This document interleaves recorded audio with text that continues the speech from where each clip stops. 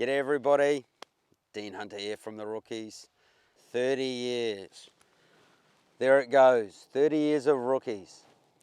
Where do I begin?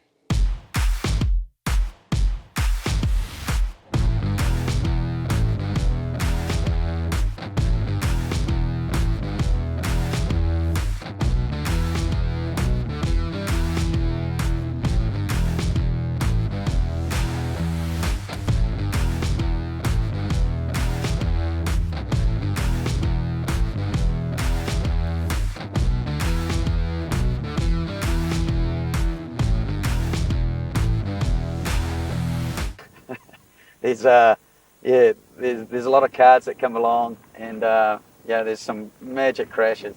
Lots of education, which is good. But you've got to sort of work on motivation a fair bit. A lot of people are sort of unconfident about themselves. So the more you start getting to know the people, the more you sort of can work out and help them in their skiing. You know, personalities. There's a fair bit sort of goes into the training actually, and you know, it's pretty good through skiing to sort of get them there. If you're doing something you really enjoy and love, it works real well.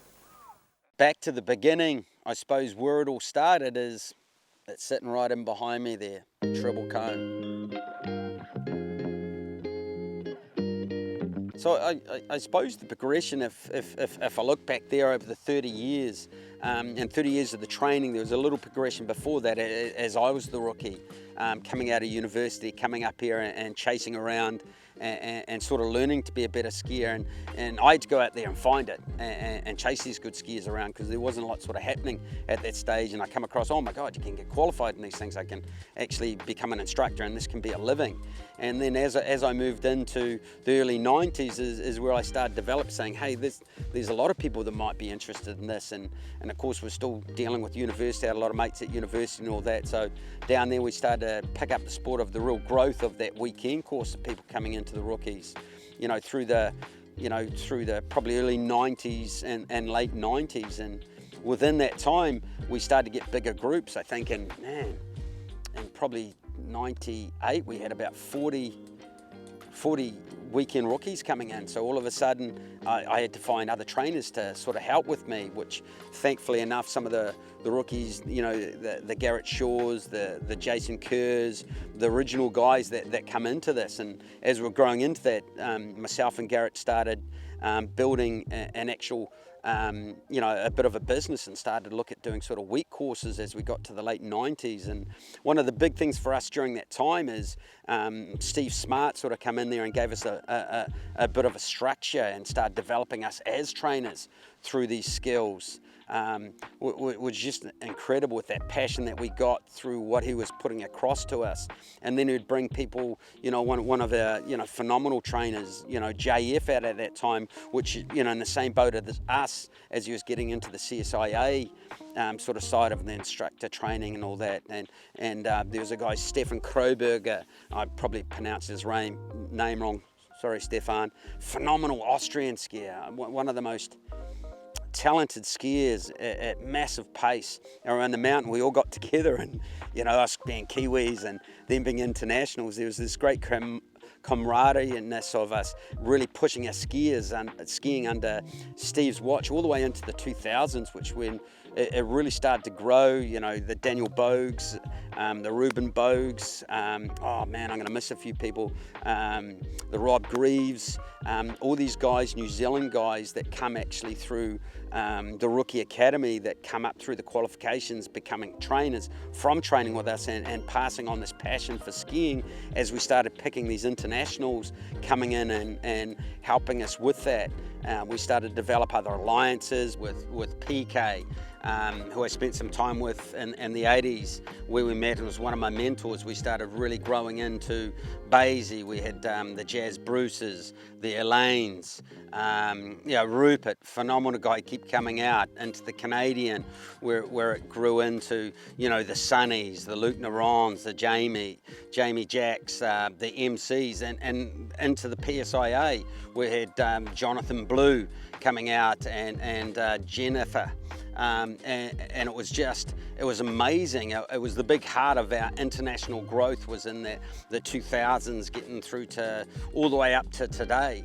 And we started develop from the level 1s and level 2s right up until we started bringing people out wanting to go for the level 3s. So all of a sudden we started getting people returning. A lot of people coming in to further their qualifications, not just in going for the exams, but getting the training in the off season. That's really going to give them the opportunity to be more successful when they go back into their own countries, their own alliances, because a lot of times they didn't have time in that northern winter to actually train because they're too busy trying to work to survive. So New Zealand became a great destination, not just for, you know, the clientele rookies, but also our trainer rookies to really take the next step ahead. Parallel to the time of the skiing, we started to build snowboard. We come across this talented trainer, Dan Burton, and he come in and started developing skills in the snowboard like we're developing into the skiing. It developed into the Basie with Ben Kinnear coming out, and then it started to grow with more groups coming out to train, go for the level 1, level 2 qualifications, and again on to the level 3. So, and we all started to mold together, which was really excellent, and pull off each other on different disciplines. And I think that really made us adapt and evolve to what Rookie Academy is today. As we started moving to the 2000s and 14s, 15s, we started to really push just the real instructor training side, the camp sort of side, making great skiers on the mountain.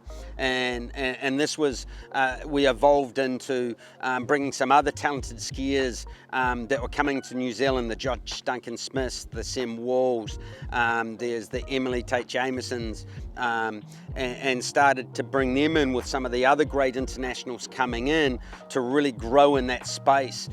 I think about then, these guys really started to make their national teams and really develop through the alliances into their national teams through a lot of the hard work were done with the great trainers, you know, getting into the 2000s, but it just went up another level. And with that, we started getting into more places around the world, more people coming from the States, Europe, and it really started to be the growth of China, which changed, really changed how we looked at skiing.